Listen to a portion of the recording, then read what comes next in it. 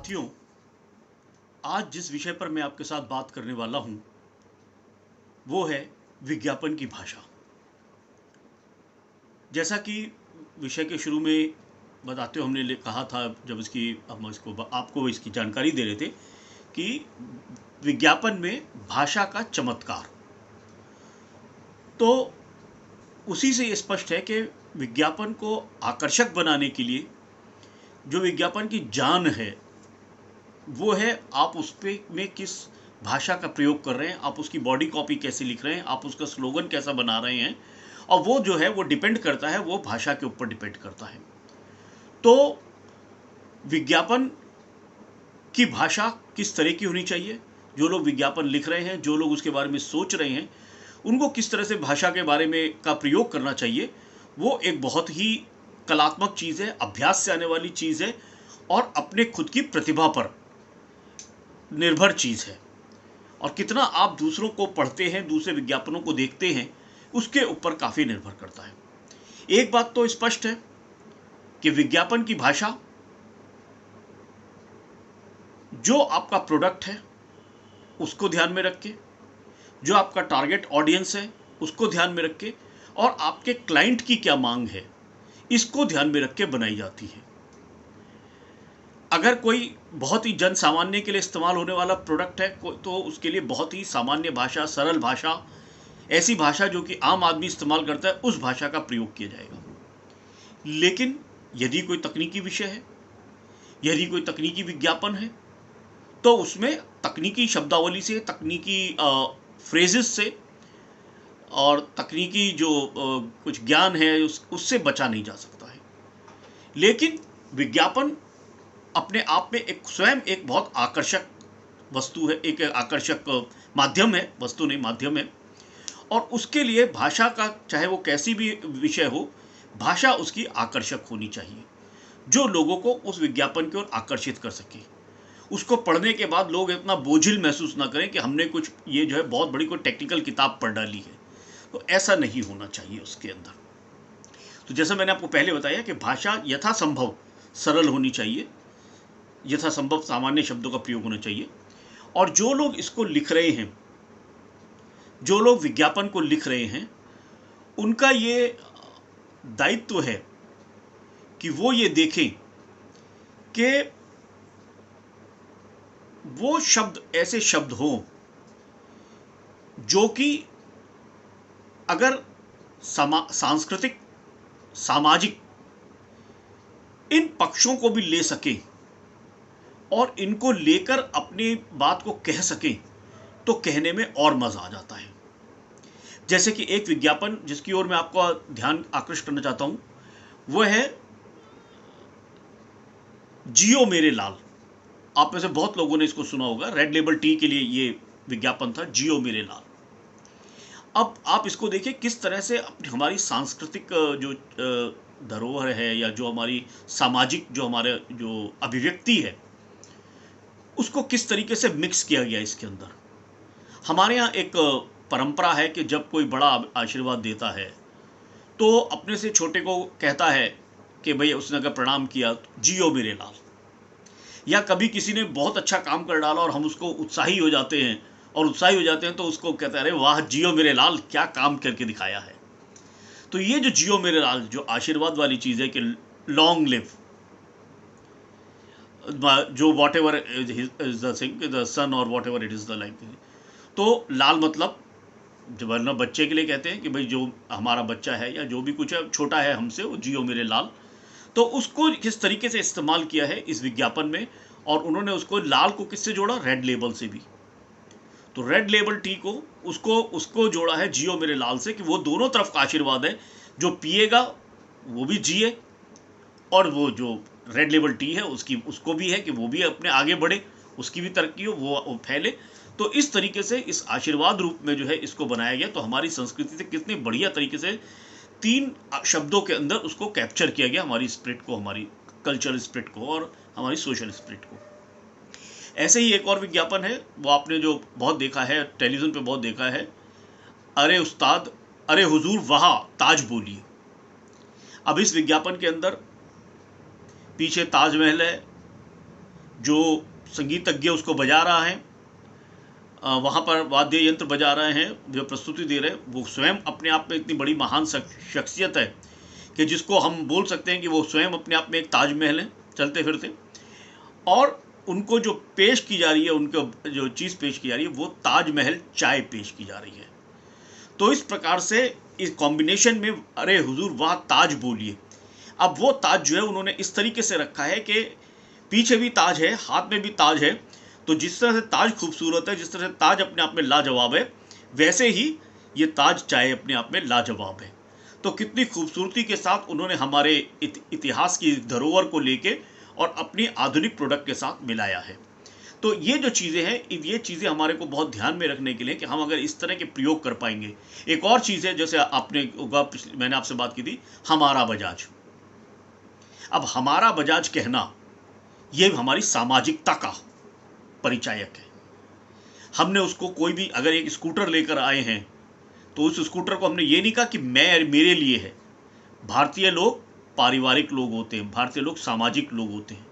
तो वो जो चीज़ लेकर आते हैं, वो चीज़ ऐसी होती है कि एक ज़माना तो होता, कोई लेकर आता था तो इतनी वो था कि पुरानी गलियों में और पुराने शहरों में कि वो सारे मोहल्ला ये समझता था, सारा इलाका समझता था कि ये चीज़ हमारी हो गई है। उस अधिकार के साथ उसको देखते थे। तो उसी कंसेप्ट को, जो हमारी सामाजिकता का कंसेप्ट है, उसको लेते उनका हमारा बजाज, कि ये एक इंडिविजुअल चीज़ नहीं है, हम सब का है। और वो जो दो तरफा बात हो गई, हमारा बजाज जो हो गई, वो ये भी हो गई कि बजाज का जो प्रोडक्ट है वो पूरे समाज के लिए है। और एक ये हमारी तरफ से भी हो गया कि जो बजाज का प्रोडक्ट खरीद के लाया, वो भी ये मान के चलता है कि ये प्रोडक्ट जो बजाज का है वो सबके लिए है। तो इस तरीके से भाषा का खूबसूरत प्रयोग विज्ञापन लिखते हुए किया जाता है। अब किस तरह की भाषा का प्रयोग होता है? अगर मैं आपके साथ हिंदी की बात करता हूं, चूंकि भारत में जब से कम इलेक्ट्रॉनिक मीडिया मजबूत हुआ है, तो सबसे ज़्यादा जो विज्ञापन बनते हैं वो बन रहे हैं हिंदी के अंदर। प्रिंट मीडिया में हो सकता है थोड़ा बहुत संख्या में अंग्रेजी के भी कुछ रहते हो, ज़्यादा रहते हो, लेकिन जहाँ तक इलेक्ट्रॉनिक मीडिया की बात है, निर्विवाद सत्य है कि वहाँ पर हिंदी के ज़्यादा बनते हैं। वो कैसी हिंदी? सरल हिंदी, जो सब समझ सकते हैं। क्योंकि उनका उद्देश्य ये है कि कोई विज्ञापन को अगर वो सिर्फ हिंदी में बनवा रहे हैं, तो उसका उद्देश्य यही है कि वो पूरे देश में देखा जाए। कई बार आपने अभी तो नोटिस किया होगा कि बात इतनी आगे बढ़ चुकी है कि कई बार अंग्रेजी के जो चैनल हैं, खासतौर से न्यूज़ चैनल में देखता हूँ, उसमें भी जो विज्ञापन आते हैं, बीच बीच में जो एडवर्टाइजमेंट्स आते हैं, वो एडवर्टाइजमेंट्स हिंदी में होते हैं। काफ़ी सारे एडवर्टाइजमेंट्स हिंदी में होते हैं। और दूसरे अंग्रेजी चैनलों के अंदर भी जो है, हिंदी के अंदर काफ़ी सारे एडवर्टाइजमेंट्स दिए जाते हैं। तो उसका कारण, जैसे मैंने आपको बताया, कि लोग ये समझते हैं कि भारत के अंदर, देश के अंदर सबसे ज़्यादा लोग हिंदी को समझते हैं और बोलते हैं। पढ़ते कितने वो एक अलग बात है, उस विषय में हमको जाना नहीं है कि कितने लोग पढ़ते हैं, लेकिन बोलने वाले और समझने वाले, हिंदी फिल्में इसका प्रमाण हैं, जो कि पूरे देश में चलती हैं, अंतर्राष्ट्रीय स्तर पर चलती हैं। तो अंतर्राष्ट्रीय स्तर पर भी जो हिंदी भाषी दूसरे देश हैं, जहाँ पर हिंदी ज़्यादा लोग जानते हैं, वहाँ पर भी जो हिंदी के विज्ञापन हैं वो काफ़ी संख्या में देखे जाते हैं, काफ़ी बड़ी संख्या में देखे जाते हैं। एक कुछ अलग है कि अगर भारत सरकार कोई विज्ञापन बनाती है, तो वो सामान्यतः भारत की जितनी मान्यता प्राप्त जितनी भी भाषाएं हैं उनमें सब बनाती है। लेकिन जो प्राइवेट जो लोग बनवाते हैं, वो लोग प्रेफर करते हैं कि हिंदी के अंदर, कई बार हम लोग ऐसा कोशिश करते हैं कि वही सीन होता है, उसी सीन के अंदर जो है हम उसको डबिंग कर लेते हैं, हिंदी और उसके अंदर इंग्लिश के अंदर या दूसरी जो भाषाएं हैं उनके अंदर डबिंग कर लेते हैं, ताकि खर्चा कम रहे। तो इस तरीके से क्लाइंट के हिसाब से, वैसे तो मैंने जैसे कहा कि ये एक कस्टमर ड्रिवन इंडस्ट्री है। कस्टमर ड्रिवन इंडस्ट्री का मतलब ये है कि आपको जो भी चीज़ें हैं, चाहे कंसेप्ट है, चाहे भाषा है, वो आपको अल्टीमेटली तब तक सही नहीं होगा, या आपका, जब तक कि उसको कस्टमर या आपका क्लाइंट अप्रूव ना कर दे। तो क्लाइंट का अप्रूवल बहुत ज़रूरी होता है इसमें। और इसीलिए मैंने पहले भी कई बार कहा है कि इसीलिए आपको मल्टीपल ऑप्शंस, बहुत सारे जो है उसके विकल्प लेके जाने पड़ते हैं, जिससे कि एक में कस्टमर का सेटिस्फेक्शन नहीं होता। उसको बताते हैं कि भाई आप ये देखिए, ये देखिए, ये देखिए, और इसमें से आप इसका चयन कीजिए। अब इसमें भी जब हिंदी की मैंने बात की, या जिसको, तो उसमें भी अब एक विज्ञापन के में उसको आप उसे आकर्षक बनाना समझ लीजिए, आज के समय की आवश्यकता समझ लीजिए, जो भी समझिए आप, उसके अंदर ये हो गया कि अब हिंग्लिश का प्रयोग ज़्यादा होने लगा है। हिंग्लिश मतलब सब जानते हैं अब कि ऐसी हिंदी जिसमें अंग्रेजी का मिक्सचर हो, अंग्रेजी के कुछ शब्द हो उसके अंदर बातचीत हो। ये क्यों होने लगा है? जो भी लोग भाषा से जुड़े हैं, जो भाषा में अच्छा पढ़े हैं, वो शायद इस बात को बुरा मानते होंगे कि भाई ये इस तरीके से भाषा को विकृत किया जा रहा है, इसको खराब किया जा रहा है कि उसके अंदर, हिंदी के अंदर अंग्रेजी शब्दों को जबरदस्ती लाया जा रहा है। लेकिन जैसा मैंने आपसे पहले ही कहा कि ये एक तो क्लाइंट ड्रिवन इंडस्ट्री है, दूसरा ये कि आपका टारगेट ऑडियंस क्या है, आपको उसको देखकर अपने विज्ञापनों को बनाना पड़ता है। अब आजकल ये धारणा बन गई है कि आज की जो पीढ़ी है, वो पीढ़ी अपनी बातचीत के अंदर, अपने व्यवहार के अंदर हिंदी बोलते समय भी या दूसरी भारतीय भाषाएं बोलते समय भी काफ़ी मात्रा में, काफ़ी संख्या में अंग्रेजी का प्रयोग करती है। और हिंदी के या हमारी भारतीय भाषाओं के जो बहुत ही कठिन शब्द हैं या सेंस्क्रिटाइज्ड शब्द हैं, उनसे उनका ज़्यादा परिचय नहीं है या वो अपने को ज़्यादा उसमें कंफर्टेबल नहीं महसूस करती। जैसे मैं भी आपके साथ बात कर रहा हूँ तो बात करते करते कई अंग्रेजी के शब्द जो है वो मेरे ज़बान से निकल रहे हैं, अपने आप ही निकल रहे हैं। तो उस तरीके की भाषा का जब हुआ तो उन्होंने लगा कि विज्ञापन में भी, चूंकि मैंने ये विज्ञापन अपने जो टारगेट ऑडियंस है उसको अपनी तरफ आकर्षित करने वाली चीज़ है, इसलिए ये ज़रूरी है कि भाई उसके आज की शब्दावली का इस्तेमाल किया जाए और आज के जो लोग चाहते हैं उस तरीके से उस भाषा का प्रयोग किया, और इसी से एक चमत्कार भी उत्पन्न होता है। जो मैंने कहा भाषा का चमत्कार, कि भाषा का चमत्कार ये भी एक है कि आप उसको ठंडा ठंडा कूल कूल, अब जब आपने कहा ठंडा ठंडा कूल कूल, बात तो एक ही है, वो ठंडा भी है वो कूल भी है। लेकिन अगर वो 4 बार ये कह देते ठंडा ठंडा ठंडा ठंडा, तो बात जमती नहीं, बड़ी विचित्र सी लगती।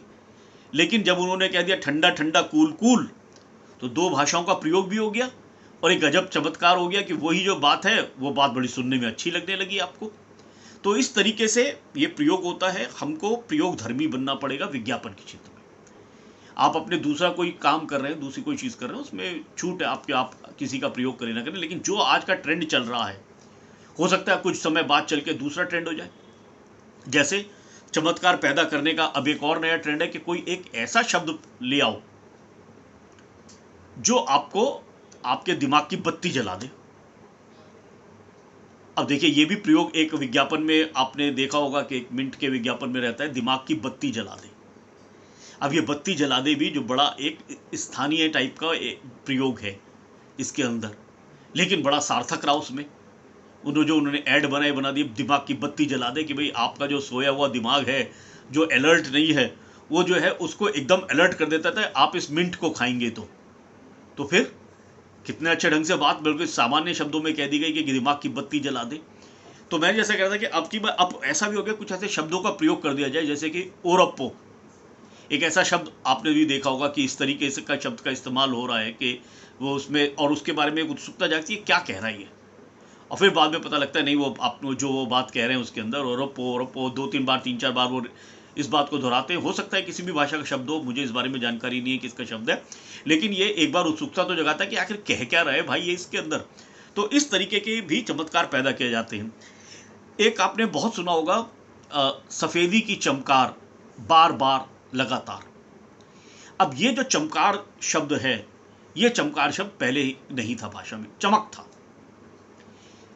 लेकिन जब इसका लिखा जा रहा था, विज्ञापन जब लिखा जा रहा था, तो मैंने वो सुना है उनका संस्मरण, तो उन्होंने कहा कि भाई लगातार, सफ़ेदी की चमकार लगातार, बार बार, इनके साथ कुछ समझ नहीं आ रहा था तो शब्द बना दिया चमकार। लेकिन ये चल गया, बात कम्युनिकेट हो रही है। भाषा क्या है? कम्युनिकेशन का माध्यम है।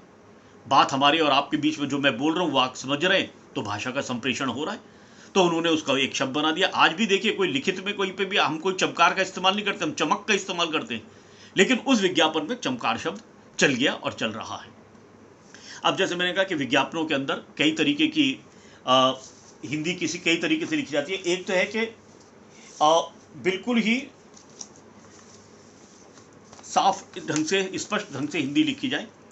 जैसे कि ये एक है, आपको थोड़ा उल्टा दिखाई देगा इसलिए मैं जो दिखा रहा हूँ, क्योंकि सामने से दिखा रहा हूँ। इसमें लिखा है, आओ उड़ चलें जहाँ न बंदिशें हो न रुकावटें, सुनहरे खुले आसमान में। तो ये एकदम बिल्कुल सही सही अच्छी हिंदी के अंदर बात को कहा गया है।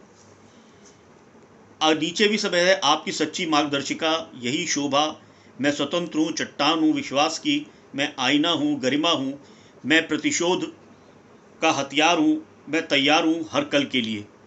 तो ये सब चीज़ें बिल्कुल शुद्ध हिंदी में लिखी गई है। ये एक विज्ञापन है। अब दूसरा एक तरीका है विज्ञापन लिखने का, वो ये है, ये तरीका। अब इसमें क्या है, लिखा है फैशन बुने फैशनेबल बने, फैशन बुने और फैशनेबल, फैशन बुने और फैशनेबल बने, ये इस तरीके से लिखा गया है। अब इसमें आप देखिए, फैशन शब्द बहुत कॉमन है लेकिन हिंदी का नहीं है। और फिर उसके बाद और उससे आगे बढ़ के हो गया कि फैशन से ही उन्होंने बनाया फैशनेबल बने। तो ये जो इस प्रकार का प्रयोग है कि जिसमें कि अंग्रेजी के शब्दों को हिंदी या देवनागरी के अंदर लिखा गया है और देवनागरी में लिख के उसकी खूबसूरती को बढ़ाया गया है, क्योंकि आपको फैशनेबल बनना है और फैशनेबल बनने के लिए, फैशनेबल भी अपने आप में बड़ा ही प्रचलित शब्द है जिसको सब जानते हैं। तो फैशन और फैशनेबल, ये दोनों चीज़ों को इसके अंदर रखा गया है। तो ये एक तरीका अब और हो गया है ये हिंदी के अंदर बात को कहने का। और एक तीसरा तरीका जो है वो मैं आपको दिखा रहा हूँ, वो है ये, जिसमें हिंदी को अंग्रेजी में लिखा गया है। इस नए साल जम के खाओ, इस नए साल जम के खाओ। अब ये बात हिंदी की है, हिंदी में लिख सकते थे, देवनागरी में लिख सकते थे, रोमन में क्यों लिखा भाई? ये भी एक तरीका है लोगों में उस विज्ञापन के प्रति उत्सुकता जगाने के लिए। तो ये जो तरीके हैं अलग अलग भाषा को इस्तेमाल करने के, ये अब नए कुछ ट्रेंड्स चल चुके हैं। और इन ट्रेंड्स से ही, जैसे मैंने कहा था, चमत्कार, भाषा का चमत्कार, वो चमत्कार पैदा किया जाता है जो कि विज्ञापन को ज़्यादा लोकप्रिय बनाने में, ज़्यादा लोगों को के ध्यान में लाने के लिए बहुत सहायक सिद्ध होता है। तो ये जो कुछ बातें हैं वो आपको ध्यान में रखनी है कि आप जब विज्ञापन की भाषा के लिए बात करते हैं। एक अंतिम बात जो मैं आपसे करना चाहता हूँ कि जब भी भाषा के किसी क्षेत्र में आप जाते हैं तो उस क्षेत्र के संबंध में आपके पास भाषा का अच्छा ज्ञान होना चाहिए। यही बात विज्ञापन के में भी है, लागू होती है कि अगर आप हिंदी में विज्ञापन लिखना चाहते हैं, गुजराती में लिखना चाहते हैं, मराठी में लिखना चाहते हैं, आप अंग्रेजी में लिखना चाहते हैं, बनना चाहते हैं, तो आपको उस भाषा का भी अच्छा ज्ञान होना चाहिए। ये बहुत ज़रूरी है। उस अच्छे ज्ञान के बल पर ही आप अपने चॉइस के हिसाब से या सिचुएशन की चॉइस के हिसाब से आप शब्दों का चयन कर पाएंगे। तो ये बहुत ज़रूरी है। उसी के साथ जैसे मैंने कहा कि इडियम्स का, फ्रेजेस का, इन सब का भी आपके पास अच्छा ज्ञान होना चाहिए। और दूसरे अध्ययन आपका रहना चाहिए। आप दूसरे विज्ञापनों को पढ़ें, ना सिर्फ जिस भाषा में आप लिखने जा रहे हैं उसके, बल्कि दूसरी भाषाओं के विज्ञापनों को भी पढ़ें। उससे आपको और बेसिक आइडियाज़ मिलेंगे कैसी भाषाएं का इस्तेमाल होता है, और उससे आप अपने आप को समृद्ध कर पाएंगे। फिर ये जो भाषा का इस्तेमाल होगा प्रोडक्ट ओरिएंटेड होता है, टारगेट ऑडियंस ओरिएंटेड होता है, और उन सब का ध्यान में रखते हुए आप अपना जो भी लिखना है विज्ञापन के बारे में उसका आप निर्धारण करते हैं, उसको आप लिखते हैं, अपने शब्दों में ढालते हैं। तो ये एक पूरा एक गैम्बिट है, एक तरीका, ये जो पूरा का पूरा जो भाषा विज्ञापन के अंदर भाषा के प्रयोग के बारे में। बहुत बहुत धन्यवाद।